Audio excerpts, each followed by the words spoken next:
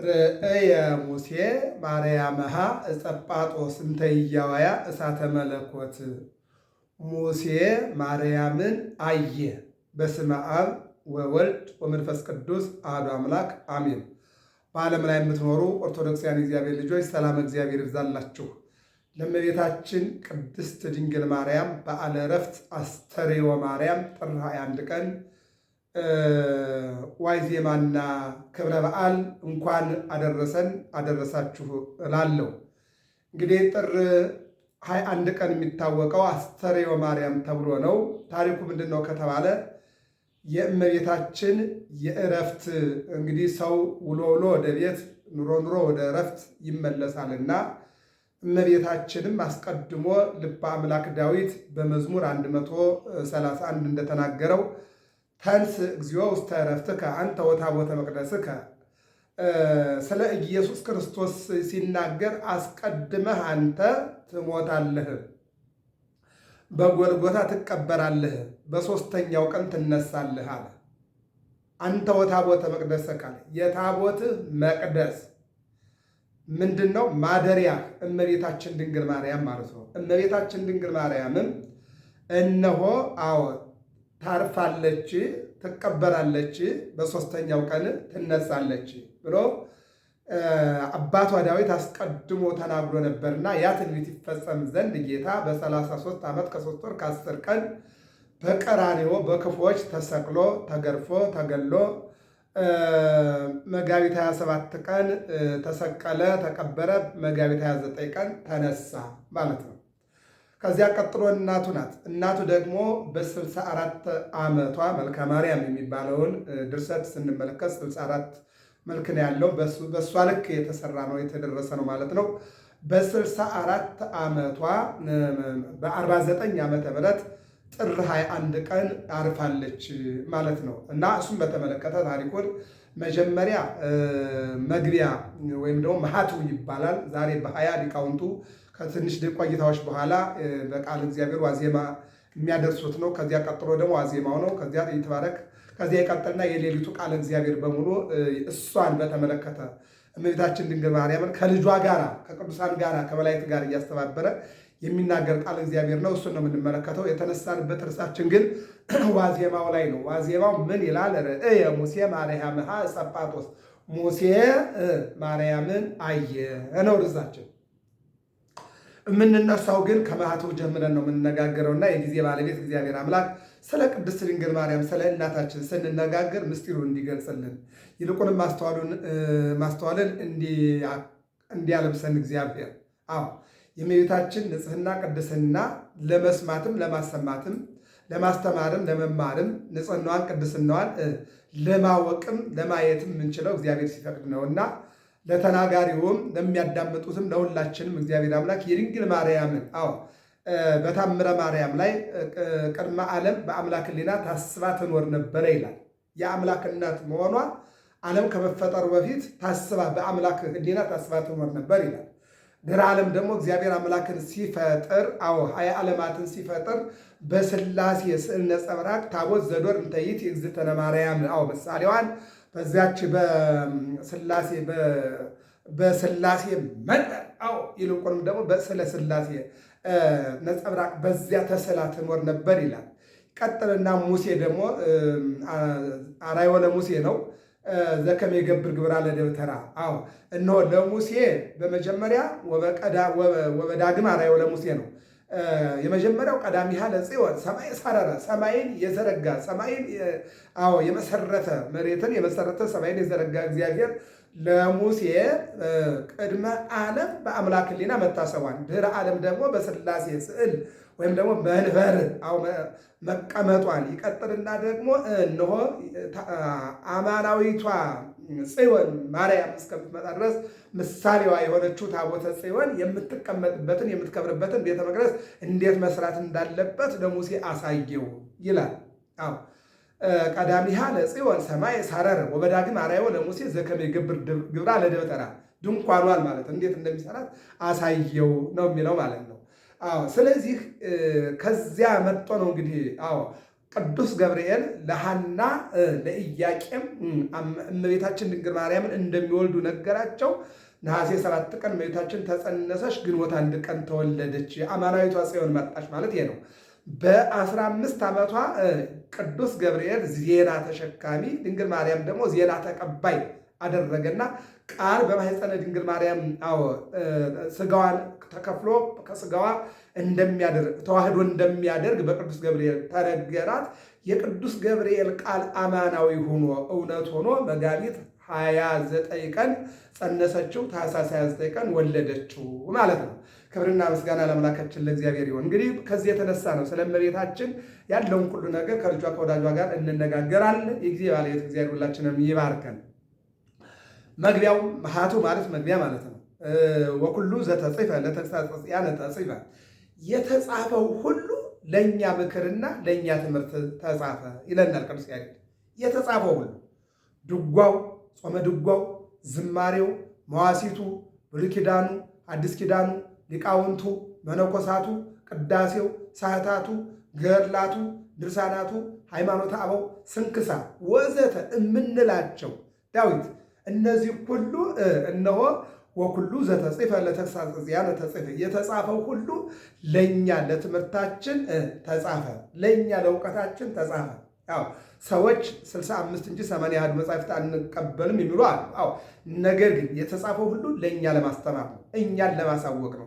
የእኛን ምስጢር እንዲበዛልን ምስጢር እንዲገለጥልንና እውቀት እንዲበራልን ነው የተጻፉት ሁሉ። አዎ የእግዚአብሔር ያልፈቀደው መጽሐፍ አልተጻፈም። እግዚአብሔር ያልከበረበት መጽሐፍ አልተጻፈም። ሁሉም እግዚአብሔር የከበረበት፣ ሁሉም እግዚአብሔር አምላክነቱ መጋቢነቱ ብርሃንና ጨለማን የሚያፈራርቅ፣ ክረምትና በጋን የሚያፈራርቅ፣ ብርድና ሙቀትን የሚያፈራርቅ፣ መዝራትንና ማጨድን የሚያፈራርቅ፣ ሕፃንነትን በወጣትነት ወጣትነትን በሽምግልና መኖርን ባለመኖር አለመኖርን በመኖር የሚቀይር እግዚአብሔር የእሱ ክብርና ልዕልና የተጻፈበት ነው ባጭሩ። ይሄ የተጻፈበት። ስለዚህ ወኩሉ ዘተጽፈ ለተግሣጽ ዚአነ ተጽፈ መፍትውኬ እንከአሁየ ንንግር ወንዜሉ፣ እነሆ ወንድሞቼ ሆይ አሁን ልንናገርና ልንመሰክር ግድ ነው። አዎ የመጣንበት ዓላማ ነው፣ ግልጥ ነው፣ ይገባል፣ መመስከር ያስፈልጋል። የድንግል ማርያም እናትነት የአምላክን ልጅነት ምንድነው? ከድንግል ማርያም መወለዱን ከድንግል ማርያም ተወልዶ በየጥቂቱ ማደጉን ልንመሰክር ምን ይላል? ግድ ይለናል።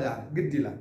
መፍትውኬ መፍቱ ይገባናል። እንከአሁየ ንንግር ልናወራ ልንናገር ይገባናል። በእንተ ማርያም ስለማን? ስለ ድንግል ማርያም።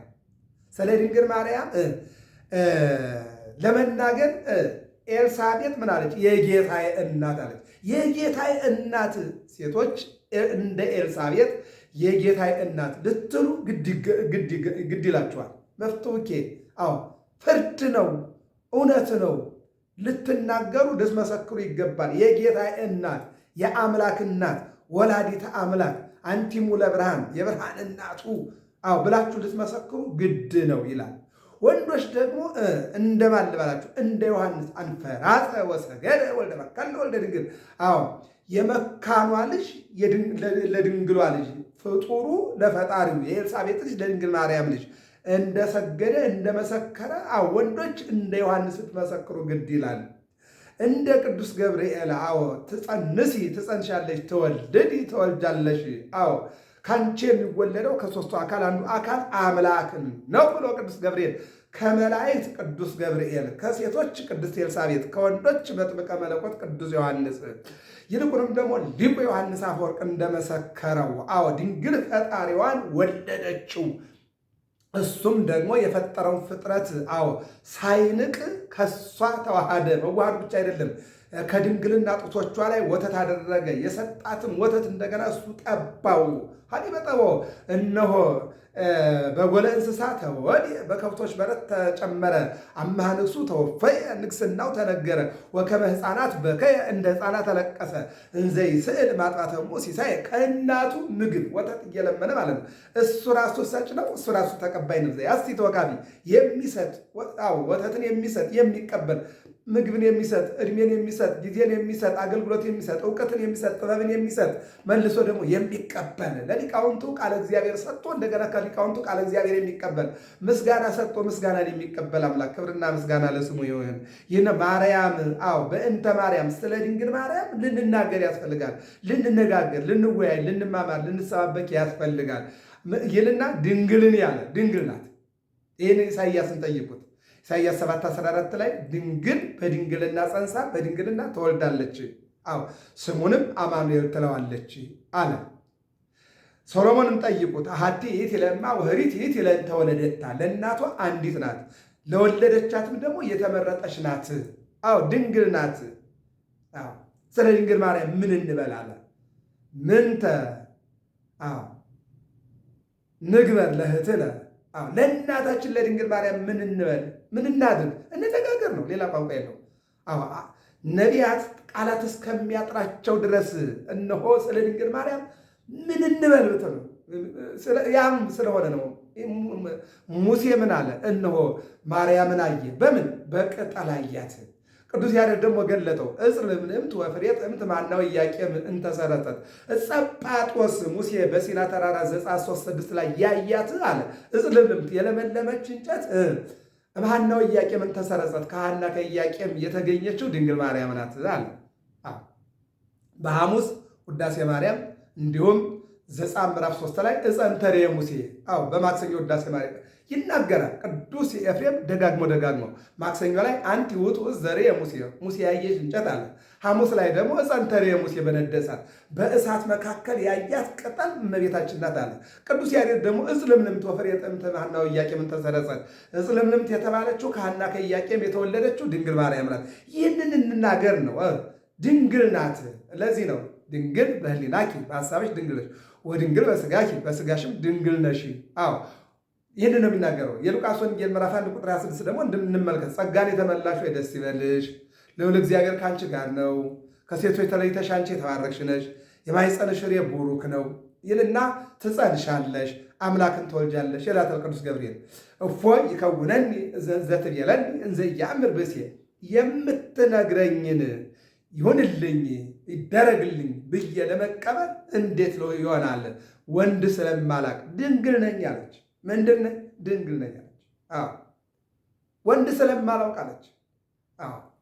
ለዚህ ነው ነቢያት ብንላቸው፣ ደቂቀ ነቢያት ብንላቸው፣ አበው ብንላቸው ድንግል ነዋል። እስቲ ሕዝቅኤልን ተመልከተው። ሕዝቅኤል ምዕራፍ 44 ላይ የእግዚአብሔር መልአክ ወደ ምስራቅ በኩል ተመልከታለኝ አለ። ስመለከት የተዘጋ በር አየሁኝ አለ።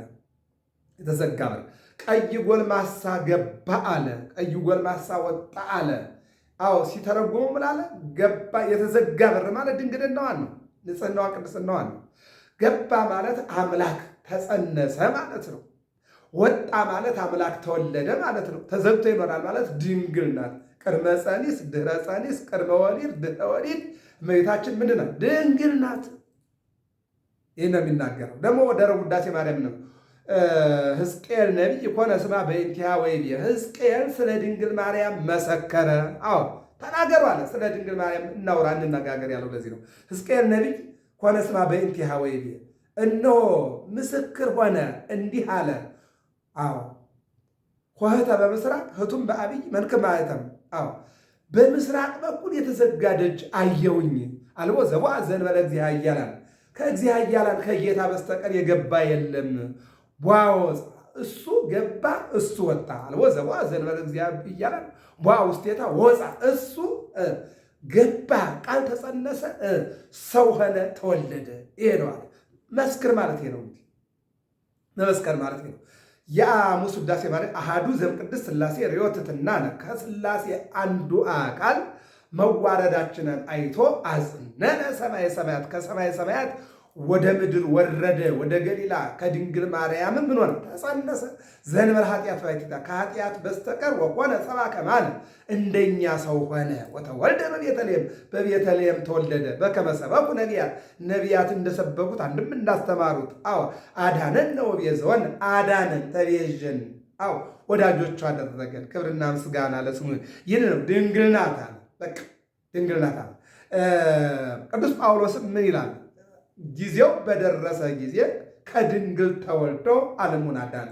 ገላትያ ምዕራፍ 4 ላይ ምንድነው? ጊዜው በደረሰ ጊዜ የምን ጊዜ? የቀጠሮ ጊዜ የት? ዘፍጥረት 3:9 ላይ 5500 ዘመን ሲፈጸም ከድንግል ተወልጄ አድንሃለሁ ያለው ያ ቃል ሲፈጸም መጣና በማኅፀነ ድንግል ማርያም አደረ፣ በማኅፀነ ድንግል ማርያም ተወለደ። አዎ በልደቱ ወለደን፣ በጥምቀቱም በልደቱ ተወለድን፣ በጥምቀቱም ተጠመቅን አለ ቅዱስ ያሬድ። አዎ በልደቱ ልደታችን፣ በጥምቀቱ ጥምቀታችን ሆነልን ይላል። ክብርና ምስጋና ለስሙ። የብቻ አይደለም፣ በትንሣኤው ትንሣኤያችን ነው፣ በብርሃኑ ብርሃናችን ነው። የማዳኑ ስራ በእኛ ላይ በራ ይላል። ይህን ያደረገ አምላክ የተመሰገነ ይሁን። ይቀጥልና ሰማይኒ ይእቲ ያለ እርሷ ሰማይ ናት አለ። ምንድና ሰማይ ናት? ሰማይ ምድር ሆነ፣ ምድር ሰማይ ሆነ ይላል። ምን ማለት ነው? ወደ ሰማይ ቀና ስንል ፀሐይ አለ፣ ፀሐይ አለ። ፀሐይ ጽድቅ ኢየሱስ ክርስቶስ መጣና ከድንግል ማርያም ተወለደ።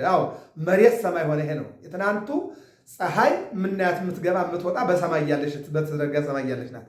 ዳግሚት ሰማይ የተባለችው ድንግል ማርያም ግን 9 ወር ከ5 ቀን በማኅፀኗ 20 ዓለማትን የፈጠረ 20 ዓለማት የማይወስኑትን በማኅፀኗ ወሰነችው። ለዚህ ነው ሰማይ መሬት ሆነ፣ መሬት ሰማይ ሆነ። ይህንን ነው የሚናገረው ማለት ነው። ስለዚህ ሰማይ ናት አለ። ምን ይላል? አንቲ ምስራቅ ወወልድኪ ፀሐየ ጽድቅ። አንቺ ምስራቅ ነሽ፣ በምስራቅ ያው ፀሐይ ይወጣል አይደል? አንቺ ምስራቅ ነሽ፣ ልጅሽ ደግሞ ፀሐየ ጽድቅ ነው። ይህን ይናገራል ቅዱስ ያሬድም እንዲሁም ደግሞ ወንጌላውያንም ይህንን ቃል ተሳትፈውበታል ሁሉ። እንደውም ቅዱስ ያሬድ ምን ይላል? አየት ዛቲ እንተ ታስተሪ እምርሁቅ ብሬት ከመጻራይ። እንደ ፀሐይ የበራች ከሩቅ የምታበራ የምትታይ አየት ዛቲ መድኃኒትም ይላል እንታሰስጎ ወድጓ ነቢያት፣ ነቢያት የፈለጓት በትንቢት በሱባኤ የፈለጓት አየት ዛቲ ይቺ እንደ ፀሐይ የምታበራ እርሷ ማናት ይላል። እሷ ማናት ይላል። ምን ቅዱስ ያሬድ ማለት ነው ይህን የሚናገረው። እና ምን ይላል? ሰማይኒ ይእቲ ምዕናም ግሩም ዘበእንቲሃ ከአልመ በሥጋ እሱ። ምዕናም እነሆ ከሱ ነቢያት ትንቢት የተናገሩትን ይልቁም ደግሞ ኦሪት የሰራቸውን ጋቢ እመቤታችን ኦሪት የሰራቸውን ፈትል እመቤታችን ጋቢ አድርጋ ለበሰችው ይላል። ይልቁንም ደግሞ በድንግል ማርያም ሸማኔ ጨርቅ እንደሚሰራ የእመቤታችን ማህፀን ድንግል ማርያም ማህፀን ለጌታ እነሆ ሰው መሆን ምክንያት ሆነ ይላል። ከድንግል ማርያም ማህፀን ምዕናም ግሩም በሆነ ሸማኔ ግሩም በሆነ ዕቃ ጋቢ እንደሚሰራ ግሩም የሆነ የድንግልና የንጽህና የቅድስና ማህፀኗ አምላክ ተሰራ። ተስፋ ሕይወት ተሰራ። በሰማይ የተሰራው ማዕድ በመሬት ተሰራ። በማኅፀነ ድንግል ማርያም እውነተኛው ዘላለማዊ ምግብ ሥጋዬን ብሉ ደሜን ጠጡ፣ ሥጋዬን የበላ ደሜን የጠጣ ከኔ ጋር ይኖራል ያለ ጌታ በድንግል ማርያም ማኅፀን ተሰራ። በቀራንዮ የተቆረሰው ሥጋ በቀራንዮ የፈሰሰው ደም በድንግል ማርያም ማኅፀን የተሰራው ነው። ይህንን ነው ምዕናም ግሩም ዘበእንቲሃ ተአንመ በሥጋ ዘጹም ልብሰቱ። እነሆ አለባበሱ፣ እነሆ ጸጋው። ህድግወ ግድፍወ ለብሉይ ልብስ ወልበስወ ለሐዲስ ልብስ። አሮጌውን ልብስ አስወግዱት፣ አዲሱን ልብስ ልበሱት። ማን ነው? ኢየሱስ ክርስቶስ።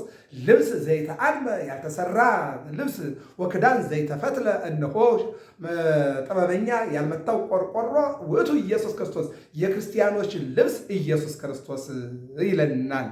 ሰማይኒ ኤቲ እሷ ሰማይ ናት። ወኪያሁ ቃል እሱ ደግሞ ቃል ነው ይልና ድንግልኒ ሰማይኒ እነሆ እየደገመ ሰማይ ናት ድንግል ናት። ድንግል ናት ስንል ሰማያዊት፣ ሰማያዊት ስንል ደግሞ ድንግል ናት። ሰማያዊት ማለታችን እንደ ሌሎቹ ከሰማይ ወረደች ማለታችን አይደለም። ነገር ግን በሰማይ ፀሐይ እንደሚታይ እመቤታችን ዳግሚት ሰማይ ሆና ፀሐየ ጽድቅ የተባለ ኢየሱስ ክርስቶስን ወለደችው ለማለት ነው። ዳግሚት ሰማይ ነው የምትባለው። ሁለተኛ ሰማይ። የመጀመሪያው ሰማይ ይሄ የተዘረጋው ሰማይ ነው። በዚህ ያለው ደግሞ ፀሐይ ነው የሚገባ የሚወጣ 12 ሰዓት የሚነግስ 12 ሰዓት ደግሞ ለጨረቃ የሚለቅ ፀሐይ ነው ወይ የምትለቅ ፀሐይ ናት። ድንግል ማርያም ግን አማናዊት ፀሐይ 365 ቀናት የምታበራ አማላጅነቷ ቅድስናዋ ፀሐይ ርጠርቅ የተባለ ኢየሱስ ክርስቶስ ደግሞ እነሆ ዘላለማዊ አምላክ መድኃኒት ማለት ነው። ይህን ነው የሚናገረው። ሰማይን ዘእንበለ ዘር ሰረጸ ወይ ሀፈረ ተወሊዶ እምብእሲት ከሴት መወለድን አልናቀም፣ ያለ ዘር ይልቁንም ተወለደ። ለዚህ ነው ቅድመ ዓለም ያለ እናት ድህረ ዓለም ያለ አባት ተወለደ። ይህንን ነው እንግዲህ ዛሬ ልደትን የምናገኘው ወንድና ሴት ተጋብተው ነው አይደል? ወንድና ሴት ተጋብተው በኑሯቸው ልጅ ይሰጣቸዋል። ሶስት አይነት ጸጋ ነው። አንደኛው ከዝሙት መጠበቅ ነው። ሁለተኛው ዘር መተካት ነው። ሶስተኛው መረዳዳት ነው። ስለዚህ ከሶስቱ አንዱ ልጅ መውለድ ነው። ልጅ የሚወልዱት ወንድና ሴት አንድ ላይ ሆነው ነው ማለት ነው። በጌታ ላይ ስንመለከት ዘእንበለ ዘር ማለት ምንድን ነው? እነሆ መንፈስ ቅዱስ ወደ አንቺ ይመጣል፣ ስጋሽን ይከፍላል። መለኮት ይመጣል፣ ቃል ማለት ነው። ከከፈለው ስጋ ላይ ያድራል። እነሆ አስተራይ እምቡ ገሃደ በለቢሰ ስጋ ኮነነ ዘመደ ከአንቺ ተዋህዶ የቃልና የስጋ መዋሃድ የመለኮት መዋሃድ በአንቺ ማህፀን ይፈጸማል። አምላክ በአንቺ ሰው ሆኖ ይወለዳል። ሰው አምላክ ይሆናል፣ አምላክ ሰው ይሆናል። ይህንን ያለ ቅዱስ ገብርኤል ይህ ቃል እውነት ሆነላት። የቅዱስ ገብርኤል ቃል እውነት ሆኖ እመቤታችን ቃልን ጸንሳ አምላክን ጸንሳ አምላክን ወልዳለች። ክብርና ምስጋና ለስሟ ይሁን። እናታችን ሰማይኒ እቲ ወኪያሁ ቃል ድንግልኒ ሰማይኒ እቲ ዘእንበለ ዘር ሰረጸ ወያፈር ተወሊዶ እምብእሲት እንዘ አሐዚ ኃይል ለኩሉ ፍጥረት አለ። እነሆ ኃይልን የሚሰጥ ለፍጥረት ሁሉ ኃይልን የሚያጎናጽፍ ኃይል ክርስቶስ ውእቱ ለሰማዕት ለሰማዕት አንድም ለሰማዕታት ኃይል የሆነ ለሰማዕት ሲል ለቅዱስ ጊዮርጊስ፣ ለቅዱስ ገላውዲዮስ፣ ለቅዱስ ፊቅጦር፣ ለቅዱስ ይጋር ኃይል የሆነ ለቅዱስ ጳውሎስ ኃይል የሆነ ለቅዱስ ጴጥሮስ ኃይልን የሰጠ አምላክ እንዘ አሐዚ ኃይል ኃይል ለኩሉ ፍጥረት ኃይልን የሚሰጥና ኃይልን ያጎናጸፈ አምላክ ከድንግል ማርያም ተወለደ ይላል። እንግዲህ ማቶ ሚሬ ነው። ስለ ቃሉ እግዚአብሔር የተመሰገነ ይሁን። ወደ ተነሳንበት እንምጣ። ወደ ዋዜማው ሙሴ ማርያም ጸጳጦስ ሙሴ ማርያምን አየ። በምን አየ ካልከኝ ኦሪት ዘጸአት ምዕራፍ 3 ቁጥር 6 ላይ ወደ ሲና ተራራ ሲመለከት ቅጠልና እሳትን አየ። እሳቱ ቅጠሉን አላቃጠለው፣ ቅጠሉ ደግሞ እሳቱን አላጠፋውም። እሳት የተባለ መለኮት ነው። ቅጠል የተባለች ደግሞ ድንግል ማርያም ናት። ዘመኑ ደረሰና ከሐና ከኢያቄም እመቤታችን ተወለደች። ጸጳጦስ ይላታል።